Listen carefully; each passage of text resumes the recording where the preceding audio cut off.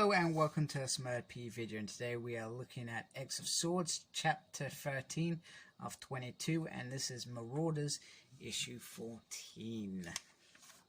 And this is the menu for the evening if you're having dinner with us. And Jerry Duggan and Benjamin Percy doing the writing. I'm not sure how they split out, and as you can see, it's a really big cast in this event, and it's still very slow paced. The build up is still happening. We are now quite deep into an event that doesn't feel like an event. You know, at the halfway point, that's when it usually changes. That halfway point has been, and it's gone, and it's still going slow. We are not at the fast paced part where we are building to that ultimate climax. So it begins with they're all waiting outside Saturn's castle, and Death is interested in Storm, and War comes and says, I smell nothing but fear from these mutants, and you know, they are going to be easy things, but Death says something different. However, see Logan brewing in the background as well, and Doug is intimidated by this fella who could be his person he's fighting, which makes sense.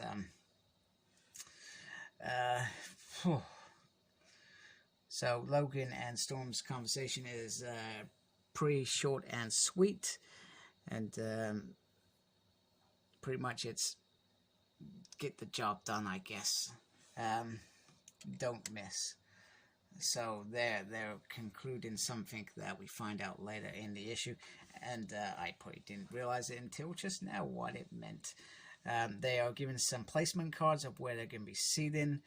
The big guy isn't too happy about it, and you can imagine Liliana going against him. I would find that quite interesting. He has lots of soft spots, though, as Logan points out, and perhaps easy thing, and Liliana says he is a moron. So the lady Saturnian is going to address them, and basically why they are in here, in the place of the Great Hall of Fallen Banners.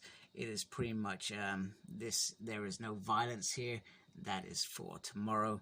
This is a peaceful evening before that big battle, and underneath it they've got mermaids and fishies swimming around, etc. And I gotta say, I love the art piece here is very, very nice as well. It's a nice spread.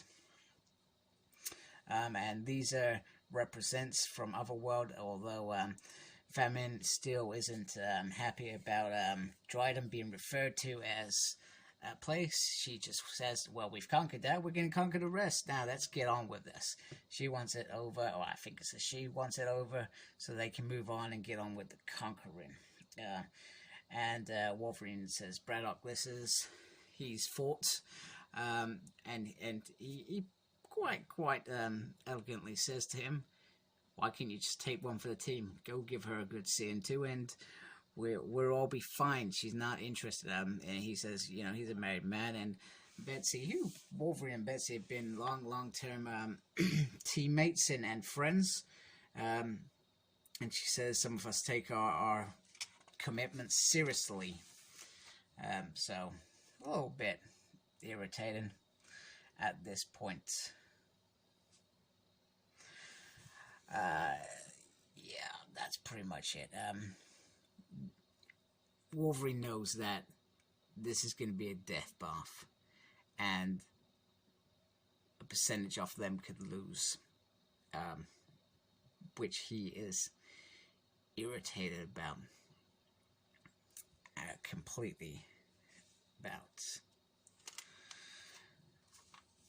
So they try and mingle Gorgon and Liliana, and let's remember, Gorgon's not a character. I mean, the only time that I've read about Gorgon was in Wolverine Enemy of the State, and he was brilliant. Now I absolutely loved him, but that's it. And then he went quiet after that. So one thing I was thinking about this event is, can these mutants use their mutant powers as well as these swords, or are they confined to sword combat only? That would be something interesting to find out. And we heard in Stasis about rules. What are these rules? I want to hear about these rules. And so she does something. She says, "No, dropped," and she goes, "Your turn." So it's like a game, and Ileana says she drops into limbo, and then she captures it. Not a dropped. So she thinks it's fun. At this point, we get a notebook off James Jasper there. If you want to read that, I'll be honest, I haven't read it. I'll probably read it a little bit later. The other thing that I can't remember which one this is. She points out that Gorgon could take on 10 swords, but it's a shame that the rest of the mutants aren't like him. So I thought that was quite cool. Death is perhaps stalking Storm or admiring Storm, so they spend a little time together. They go and have a little dance, and Storm talks about how she's always kind of been facing death. When she was a kid, when she was leader of the X-Men, and she doesn't desire to know it any more than that. And they leave, so holding hands out of the oyster shell. It's kind of cool that they got to go under the sea. Everyone loves a little bit of The Little Mermaid. James Jasper's provided us lovely dishes, etc., from his market. And Saturnian challenges Wolverine by saying, "Thanks, clearly burdening you. Don't hold your tongue." And he does what he does best. He says he's a man of not many words, which we know. Most of his comics, half of it is just him culling people up and not really saying much. Don't get me wrong, Wolverine is still a good character, and one that I enjoy. And basically saying, why do this? You have control here. Why all this collateral damage? And she tells him, "I don't expect you to understand," because she's acting like a god. That's what she's acting like. You don't get to question my decisions. You wouldn't understand. You're just a mere mutant mortal. He goes, "There's going to be a lot of death before," and I'm going to quote this completely. Usually I don't quote things completely. I said exactly what I mean. Death in the great change, and everything dies. Lady, those are some famous last words, and he guts her completely. That is quality Wolverine. Absolutely a brilliant moment to finish the issue off, I've got to say. Famous last words. And let's be honest, and we go back to Storm and his exchanges where she says, "Don't miss." Because if she finishes it, it's not the right move in my mind, because if they kill her, then they don't win. It's war at that point. It's going to be the children of Apocalypse and the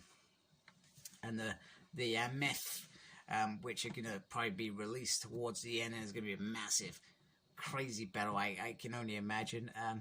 But they don't win if Saturnian dies, because she set this contest up so one wins and the other goes.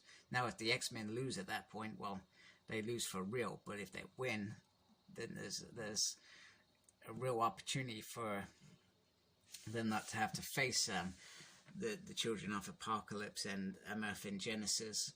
So a great move, and it's nice to finally see something really happening, because like I said, it feels like there's a lot of stalling in this event. It does not feel an event in my mind. I felt like you could have led to this prelude and then just done 7-8 issues of the actual contest.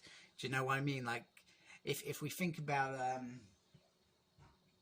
Thanos and his quest for the gems, there were those, and the Infinity Gauntlet to begin with, there were those two double-sized issues where he went and got all the gems, and then the main event happened, and that's what I feel perhaps should have happened with this. The prelude should have been done over these titles for sure. But it shouldn't be part of this event in my mind, because it's dragging, and I hate to say it, I'm getting a little bit bored. I did like this issue.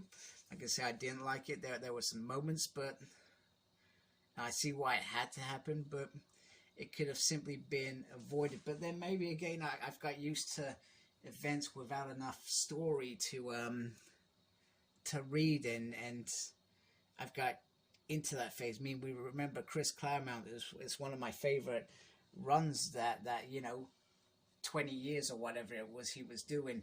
It was a journey, and X-Men to me is always a journey, a long-term journey, and that's what Jonathan Hickman he does deliver that. So, but in terms of the event, the journey can be there. The event isn't a big thing. It's 12 to whatever issues. Then it's back to that journey. So anyway, no, it's just a few little. I'm just being, I don't know, maybe a little bit picky, perhaps. I'm not sure. But anyway, let's see what part 14 has to bring after that shocking conclusion. Thank you very much for watching. Like, comment, and please subscribe to my channel. Follow me on Facebook. My page is SmurredP. Follow me on Twitter at SmurredP. Follow me on Instagram, Cyclops Smurred. And as always, embrace the geekiness. Take care.